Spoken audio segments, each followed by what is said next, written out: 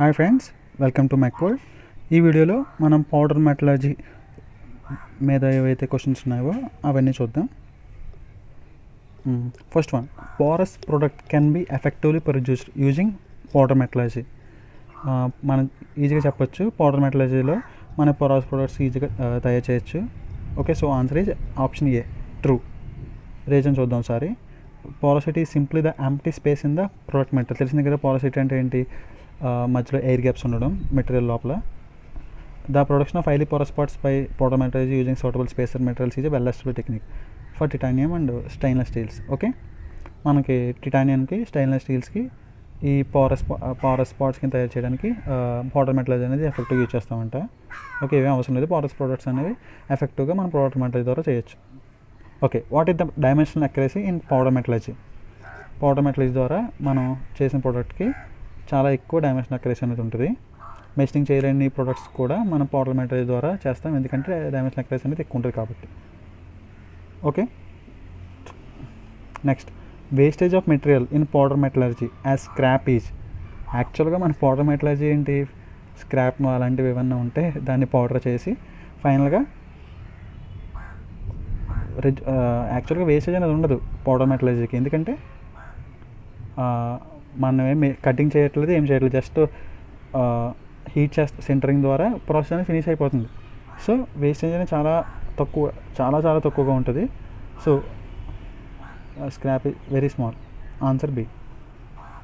Next, complex shape can be formed effectively using. ఇది కూడా powder metallurgy. Powder మెటలర్జీలో ఎందుకు use చేస్తాం అనే వాటికి ఇప్పుడు దాకా వచ్చిన క్వశ్చన్స్ అన్నీ. Okay, next, in powder metallurgy range of particle size is. Okay, powder మెటలర్జీలో పార్టికల్ సైజు రేంజ్ ఎంత ఉంటుందని అడిగాడు, అంటే upper limit lower limit. Powder metal ద్వారా మనకి 4 to 200 మైక్రాన్స్ రేంజ్ అనేది ఉంటుంది. సో గుర్తుపెట్టుకోండి ఇది. Next, process of forming metal powder by directing molten metal through an orifice after which it is break into small particle using high pressure fluid is known as. Okay, ఇక్కడ ఏం చెప్పాడు? Molten మెటల్ని, అంటే లో melting point ఉన్న మెటల్ని తీసుకుని దాన్ని melt చేసి ఆ మోల్టన్ మెటల్ని ఒక ఆరిఫైస్. ఓకే, ఒక ఆరిఫైస్ కుండా, ఆరిఫైస్ అంటే ఏంటి? Disc with centre hole. Okay, దగ్గర ఆరిఫైస్ మీటర్ ద్వారా మీకు గుర్తుంటుంది. ఒక డిస్క్ అనేది పెడతాడు ఫ్లో పాసేజ్లో, అప్పుడు ఆ ఫ్లోని అబ్స్ట్రక్ట్ చేసి ఓన్లీ ఆ సెంటర్లో ఉన్న హోల్ ద్వారానే ఆ ఫ్లో అనేది వెళ్తుంది. దాన్నే ఆరిఫైస్ అంటాం. ఓకే, ఈ ఆరిఫైస్ కుండా ఎప్పుడైతే ఈ మోల్టన్ మెటల్ పాస్ చేసినప్పుడు, ఇలా పాస్ చేశాడో, హై ప్రెజర్ చేశాడో, అప్పుడు హై ప్రెజర్ ఫ్లూయిడ్ అనేది రివర్స్లో, అంటే ట్రాన్స్ఫర్ డైరెక్షన్లో రిలీజ్ చేస్తాడు అనుకుంటా. అప్పుడు ఈ మోల్టన్ మెటల్ని స్మాల్ పార్టికల్స్ కింద కన్వర్ట్ అయిపోతాయి. ఓకే, సో ఈ ప్రాసెస్ ఏంటంటే atomisation. Option A is the right one. Okay, the disintegration of molten metal into particles by rapidly moving gas or liquid steam or by other means is known as atomisation. Okay, formation of metal powder to use in powder metallurgy by reducing some compound with CO or other molecules is known as reduction. ఇక్కడ క్వశ్చన్లోనే reducing అన్నాడు కాబట్టి మనకు answer అనేది reduction అవుతుంది. అటమైజేషన్ అయితే అలాగే అవ్వదు, ఎందుకంటే ముందు ఆల్రెడీ వచ్చింది కాబట్టి. ఓకే, రిడక్షన్ ఈ నథింగ్ బట్ పౌడర్ని తయారు చేస్తాం. ఎలా అంటే CO రెడ్యూస్ చేసి రిడక్షన్ ప్రాసెస్ అవ్వడం వల్ల అక్కడ పౌడర్ అనేది తయారవుతుంది. నెక్స్ట్, ఇంకా డెప్త్గా చెప్పాలంటే ఇదంతా ఏంటి? Process of making metal powders మీద ఉన్న ఎంసిక్యూస్ ఇప్పుడు చూస్తున్నాం కదా మనం అవి. Okay, reduction is the process of formation of metal powder to use in powder metallurgy by reducing some compound with carbon monoxide or other reducing agents. Okay, next, production of pure powder of iron and copper can be effectively done using. ఇక్కడ pure అన్న పదం వచ్చినప్పుడు ఆప్షన్స్లో ఎలక్ట్రాలజిస్ ఉంటే పక్కగా ఎలక్ట్రాలజిస్ అవుతుంది, ఇంకేమీ అవుతుంది. ఎందుకంటే ఎలక్ట్రాలసిస్ ద్వారా చాలా ఫైన్గా పౌడర్ అనేది వస్తుంది. సో ఆన్సర్ అనేది electrolysis. Copper is the primary metal produced by electrolysis but iron, chromium, magnesium powder also produced. ఇంకా క్వశ్చన్ అడిగితే ఐరన్ పౌడర్ కింద కన్వర్ట్ చేయాలంటే ఏ ప్రాసెస్ యూజ్ చేయొచ్చు, అలాగే క్రోమియం, మెగ్నీషియం ఇలా కూడా అడగచ్చు. ఇలా అడిగినప్పుడు మీరు ఎలక్ట్రాలసిస్ అనేది పెట్టాలి. ఓకే, ఓకే, ఎలక్ట్రాలిసిస్ అనేది దేనికి యూజ్ చేస్తాం? హైలీ కండక్టివ్ మెటీరియల్స్కి యూజ్ చేస్తాం. మనకు తెలుసు కదా ఎలక్ట్రాలిసిస్ ప్రాసెస్ అంటే ఎలా ఉంటుంది. యానోడ్ క్యాథోడ్ ఎలక్ట్రాలిటిక్ సొల్యూషన్లో డిప్ చేసినప్పుడు కరెంట్ ఫ్లో చేస్తే అప్పుడు డిపోజిషన్ అనేది జరుగుతుందని తెలుసు కదా. అది ఆ ప్రాసెస్లో జరగాలంటే అక్కడ కరెంట్ అయితే పాస్ అవ్వాలంటే కండక్టివ్ మెటీరియల్ అవ్వాలి కదా. సో హైలీ కండక్టివ్ మెటీరియల్ అయితేనే దీని ద్వారా మనం చేయొచ్చు ఈ ప్రాసెస్ ద్వారా. Next, powder of various and non-ferrous material which becomes brittle on heating can be formed using crushing. Brittle మెటీరియల్స్కి మనం క్రషింగ్ ద్వారా పౌడర్ కింద కన్వర్ట్ చేస్తాం. Ferrous and non ferrous metals are heated first. Okay, ముందు heat చేస్తాం, దాని తర్వాత heat చేస్తే ఏమవుతుంది, బ్రిటిల్ అవుతుందంట, అప్పుడు క్రష్ చేస్తాం. Okay, if copper is heated to red heat and cool slowly it becomes brittle అవుతుందని అనుకున్నాం కదా. ఎలా అవుతుందంటే దాన్ని మనం హీట్ చేసి కూల్ చేస్తాం స్లోగా. ఇవి ఇక్కడ స్లోగా కూల్ చేస్తే హీట్ డక్టైల్ అవుతుంది కదా, మేబీ ఫాస్ట్గా కూల్ చేస్తాడు అనుకుంటా. ఫాస్ట్గా కూల్ చేస్తే బ్రిటిల్ అవుతుంది. ఇలా బ్రిటిల్ అయిందని ఈజీగా మనం పౌడర్ కింద కన్వర్ట్ చేయొచ్చు. ఓకే, అవి డైరెక్ట్ అయితే ఫెర్రస్ అండ్ నాన్ ఫెర్రస్ మెటల్ని హీట్ చేసి బ్రిటిల్ మెటీరియల్ కింద చేసి తర్వాత మెకానికల్ అంటే పల్వరైజర్స్ ద్వారా పౌడర్ చేస్తాం, దాన్ని క్రషింగ్ అనొచ్చు. లేదంటే డైరెక్ట్ అవి బ్రిటిల్ మెటీరియల్స్ అనుకో, వాటిని కూడా ఈజీగా మనం ఈ క్రషింగ్ ద్వారా పౌడర్స్ని కన్వర్ట్ చేయొచ్చు. Okay, next sintering. యాక్చువల్గా పౌడర్ మెటలర్జీ ప్రాసెస్లో ఏముంటుంది, ముందు పౌడర్ ప్రిపేర్ చేస్తాం, దాని తర్వాత ఆ మెటల్ పౌడర్స్ని మిక్స్ చేస్తాం బాగా. తర్వాత సమ్ కంప్రెసివ్ ఫోర్స్ అనేది అప్లై చేసి దాన్ని కావాల్సిన షేప్లో కన్వర్ట్ చేస్తాం. ఆ తర్వాత మనం హీట్ చేస్తాం. ఓకే, అప్పటి వరకు మనకి పౌడర్ ఉంటుంది. ఎప్పుడైతే సింటరింగ్ చేస్తామో అప్పుడు అది సాలిడ్ కింద కన్వర్ట్ అవుతుంది, మెల్ట్ అయ్యి సాలిడ్ కింద కన్వర్ట్ అవుతుంది. ఇది ఎంత ఒకసారి గమనిస్తే కనుక మనకి ఎలా ఉంటుంది, రోటీ ఎలా చేసుకుంటాం, ముందు పౌడర్ తీసుకుంటాం, ఆ పౌడర్ని పూర్తిగా కలిపి తర్వాత ముద్ద చేస్తాం. ముద్ద చేయడం అంటే కాంపాక్టింగ్ అనుకోవచ్చు. ఇలా చేసిన ముద్దని మనం ఏం చేస్తాం, అదే కాంపాక్టింగ్ అంటే ముద్ద చేయడం ప్లస్ సర్క్యులర్ షేప్లో చేసుకుంటాం కదా, దాన్ని కూడా అనుకోవచ్చు. ఎందుకంటే మనం ఈ కాంపాక్షన్ ద్వారా కావాల్సిన షేప్లో కూడా కన్వర్ట్ చేసుకుంటున్నాం. ఇలా కన్వర్ట్ అయిన దాన్ని సింటరింగ్ అంటే సర్టెన్ అమౌంట్ ఆఫ్ హీట్ ఇచ్చి మనం దాన్ని రోటీకి ఫైనల్గా మార్చుకుంటున్నాం కదా. Sintering nothing but heating. Okay, ఇలా కూడా మీకు తెలిస్తే గొడవలేదు, తెలియకపోతే ఇలా కూడా అనుకోవచ్చు. ఓకే, సింటరింగ్ చేసిన తర్వాత మనం సెకండరీ ఆపరేషన్స్ అనేవి చేస్తాం. ఇక్కడ పౌడర్ మెటలర్జీలో 2 ఆపరేషన్స్ ఉంటాయి, secondary operations, primary operations. Powder mixing, compacting, అలానే సింటరింగ్, ఇవన్నీ ప్రైమరీ ఆపరేషన్స్లోకి వస్తాయి. సెకండరీ ఆపరేషన్స్ అంటే ఫినిషింగ్ ఆపరేషన్స్.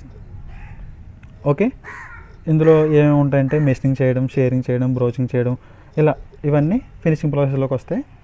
ఓకే, ఇప్పుడు క్వశ్చన్ చూద్దాం. Sintering is done to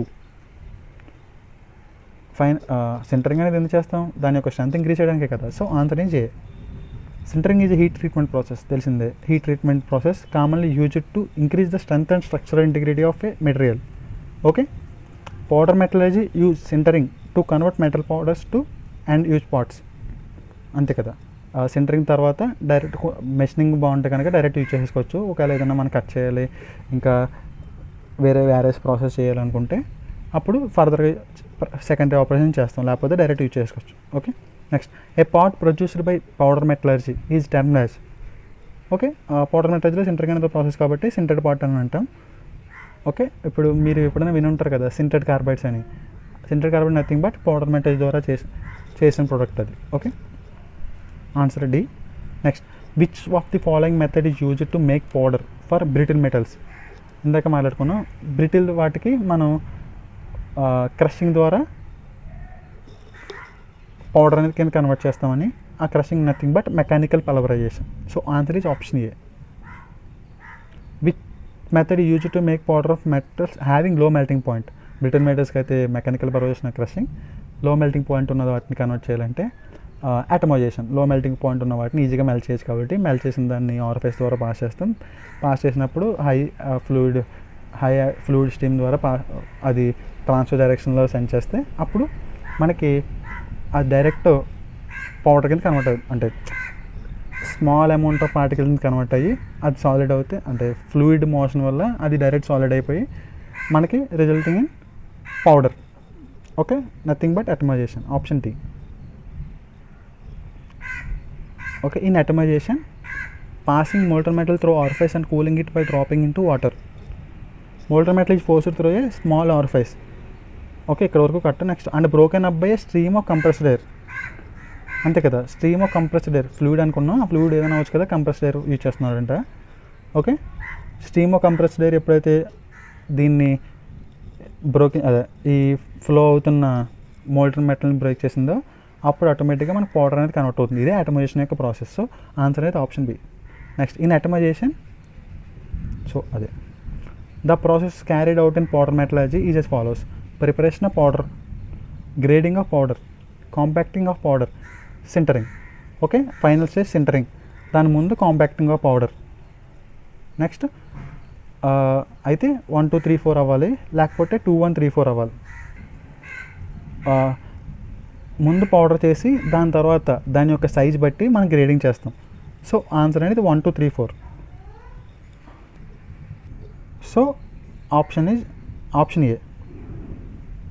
the products produced by powder metallurgy always require machining or of high dimensional accuracy, cannot be heat treated, none of the above.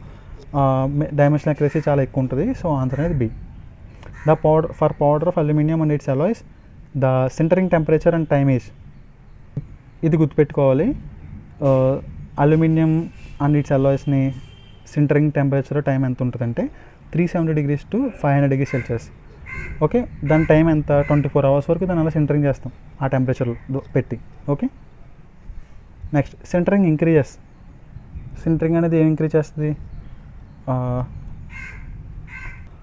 మనకి sintering చేయడం వల్ల ఆ powder అనేది heat అయ్యి అదే melt అయ్యి ఫైనల్గా సాలిడ్గా కన్వర్ట్ అయిపోతుంది.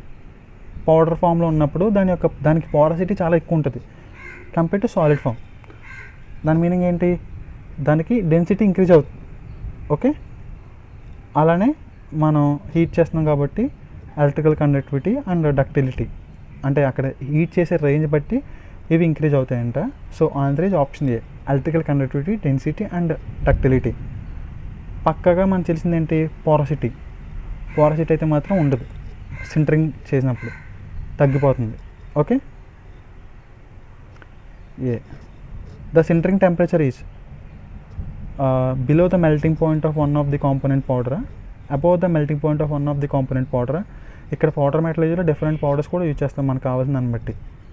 ఓకే, మనకు ఒకవేళ స్పెసిఫిక్ ప్రాపర్టీస్ కావాలనుకున్నాం అనుకో, రెండు మెటల్ పౌడర్స్ని కూడా కలిపి మనం చేసుకోవచ్చు. అలాంటప్పుడు ఎలా ఉండాలి సింటరింగ్ టెంపరేచర్ అనేది ఈ క్వశ్చన్ అది. Above the melting point of one of the component powder, A compromise between strength and dimensional stability. Okay, ఖచ్చితంగా ఆప్షన్ 1 కాదు, below the melting point of one of the component powder. ఎలా అయితే ఇంకేముంది, అది melt అవ్వదు, ఇంకా అలాగే ఉండిపోతుంది. అదే సెకండ్ ఆప్షన్ పక్కాగా ఉంటుంది, above the melting point of one of the, పక్కాగా ఒకదాని మెల్టింగ్ పాయింట్ అంటే ఎక్కువ ఉండాలి. A compromise between the strength and dimensional stability. Okay, ఇది కూడా cut one. So answer is option 3. The factors influencing shrinkage during sintering include. Okay, ష్రింకేజ్ని influence చేసే factors ఏంటి?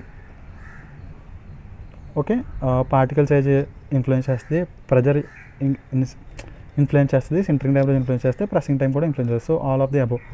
Answer is option C. Density in sintering product is improved by. Okay, ఇది hot pressing and coining. So answer is option C. Okay, the process of infiltration in sintered products is to improve. The process of infiltration in sintered products is to improve. దీని యొక్క answer porosity, accuracy. Porosity. Accuracy అనేది second ఆప్షన్ది. Okay, to improve porosity, infiltration అనేది use చేస్తాం sintered products. Okay, which of the following products are made by powder metallurgy? Okay, tungsten wear పక్క, babbitt bearings కూడా పక్క, 2 3 పక్కగా ఉన్నాయి. 2 3 ఉన్నవి ఏంటి?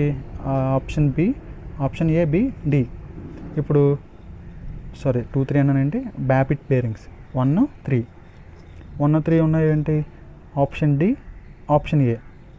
Option D all of the above, option A అనుకుంటున్నాను అయితే, ఎందుకంటే కనెక్టింగ్ రాడ్ అనేది మన పోర్టల్ మెథడ్ ద్వారా చెయ్యం, తెలిసిందే, కాస్టింగ్ కానీ ఫోర్జింగ్ కానీ.